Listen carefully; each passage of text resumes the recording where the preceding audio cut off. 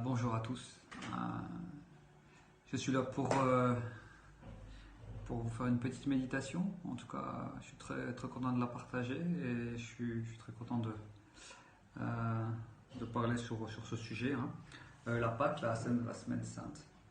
Pour ça, je me suis appuyé sur deux passages dans la Bible. Et donc le premier passage, c'est le figuier. Donc, après le deuxième passage, on en parlera après. Et donc je vais vous lire la petite histoire. Donc c'est Marc 11, 12. Donc le lendemain, comme il quittait Béthanie, Jésus eut faim. Il aperçut de loin un figuier qui avait des feuilles et alla voir s'il se trouvait quelque chose. Mais quand il se fut approché, il ne trouva que des feuilles. Ce n'était pas la saison des figues. Alors Jésus prit la parole et lui dit: que plus jamais personne ne mange de ton fruit. Et ses disciples l'entendirent. Au verset 20, le lendemain matin, en passant, les disciples virent le figuier. Il était desséché jusqu'aux racines. Alors ce passage, tout le monde le connaît. Moi personnellement, je n'avais jamais prêté attention à ça, à cette histoire. En tout cas, bon, ok, Jésus avait faim, et puis il va voir, il n'y a pas de fruits, il le maudit.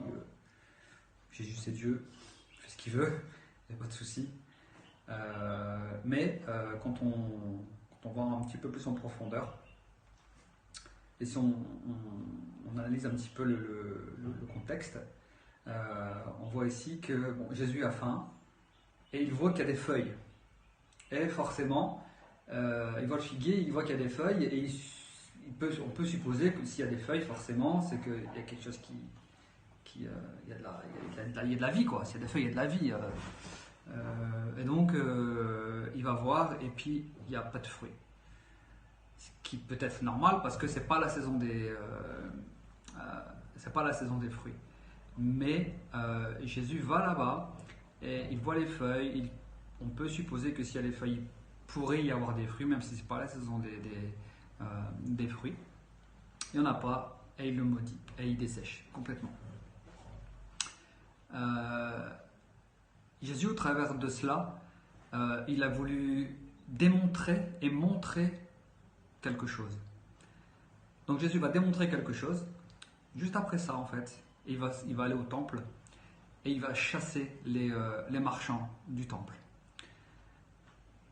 Et en fait, je vais vous lire le passage avec les marchands. Donc c'est aussi dans Marc 11, versets 15 à 17. Ils arrivèrent à Jérusalem et Jésus entra dans le temple. Il se mit à chasser ceux qui vendaient et qui achetaient dans le temple. Il renversa les tables des échangeurs de monnaie, les sièges des vendeurs de pigeons. Il ne laissait personne transporter un objet à travers le temple. Et il enseignait en disant: n'est-il pas écrit, mon temple sera appelé une maison de prière pour toutes les nations, mais vous en avez fait une caverne de voleurs. Donc un passage aussi très connu. Mais en fait, il y a un lien très fort entre le figuier et le temple. Le lien, c'est l'état du figuier, c'est l'état du temple, dans le temps actuel de Jésus. Donc ce qui s'est passé, c'est que Jésus eut faim, il va voir le figuier, il sait très bien qu'après il va aller au temple. Et il n'y a pas de fruits. Et tout de suite, il fait le rapport entre son temple et le figuier. Le figuier n'a pas de fruits. Mon temple n'a pas de fruits. Il le maudit. Et il dessèche. Et il annonce exactement ce qui va arriver au temple. Le temple va être détruit complètement. Eux, forcément, les disciples, ils ne comprennent pas ce qui se passe. Même moi, j'ai mis longtemps à comprendre cela. Mais il maudit le figuier. Pour lui, qu'il porte du fruit ou pas, c'était pas important. Pour lui, il a voulu démontrer l'état de son temple, Dieu habitait dans ce temple et les hommes en ont fait une caverne de voleurs. Ce qu'il fait, il va là-bas et il annonce ce qu'il va faire. Il chasse les marchands, il renverse les tables, il jette dehors toutes les personnes qui qui n'ont rien à faire là et qui ne font pas ce qu'ils doivent faire normalement dans un temple. Et il annonce clairement que c'est le temps du grand nettoyage, c'est le temps où les choses vont changer, c'est le temps où il va y avoir une révolution. La révolution, c'est quoi? C'est que Jésus, dans très, très peu de temps, dans quelques jours en fait, il va être crucifié. Et c'est lui qui va devenir le temple saint. C'est lui qui va prendre la place de ce temple, parce que ce temple qui est fait de mains d'hommes a pu être corrompu par les hommes.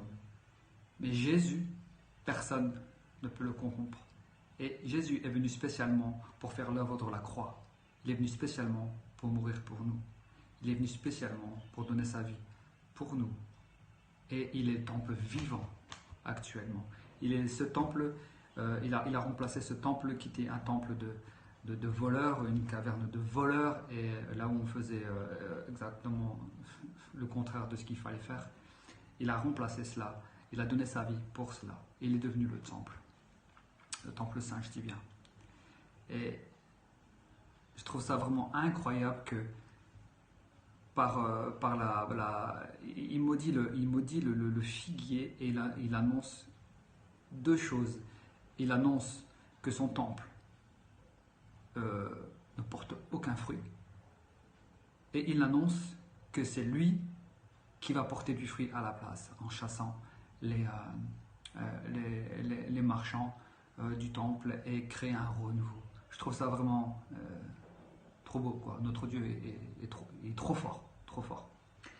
Et vous savez, Jésus est devenu le temple saint. Mais nous, qui l'avons accepté comme maître sauveur, nous avons été greffés aussi à Jésus.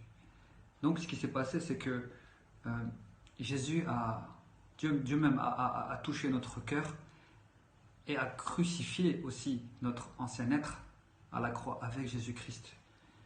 Ce qui fait que nous sommes une nouvelle personne, ce qui fait que nous aussi, nous sommes aussi le temple de Dieu, pardon. Et ça c'est formidable. Aujourd'hui, on n'a plus besoin d'aller dans un temple et pour prier Dieu. Nous sommes directement le temple du Saint-Esprit. Nous avons un accès direct avec Dieu. Et je trouve ça tellement beau. Et le prix payé par Jésus-Christ, je pense qu'on ne pourra jamais mesurer tout ce qu'il a fait pour nous sauver, nous. Nous n'avons pas conscience de l'amour que Dieu nous porte. Nous n'avons pas conscience. Je pense que nous rabaissons souvent, et souvent nous nous disons nous ne méritons pas cet amour et tout ça. Moi, ça m'est déjà arrivé plein de fois.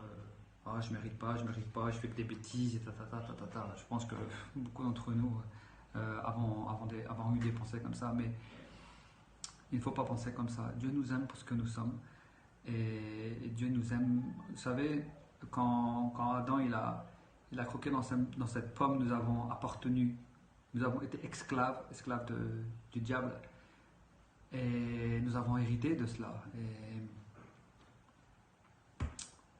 Satan avait des droits sur nous, mais Jésus est venu récupérer ça. Il est venu récupérer ce qui nous a été volé.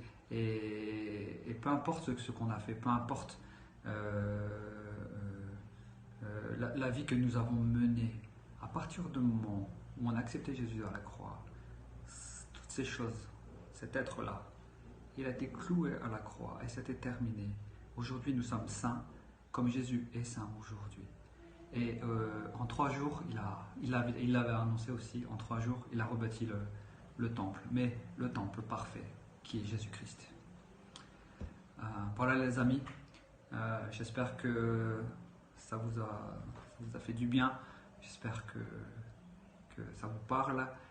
En tout cas, bon, vous me manquez énormément, et on se verra bientôt. Que Dieu vous bénisse abondamment, et je vous souhaite de bonnes fêtes. À bientôt. Au revoir.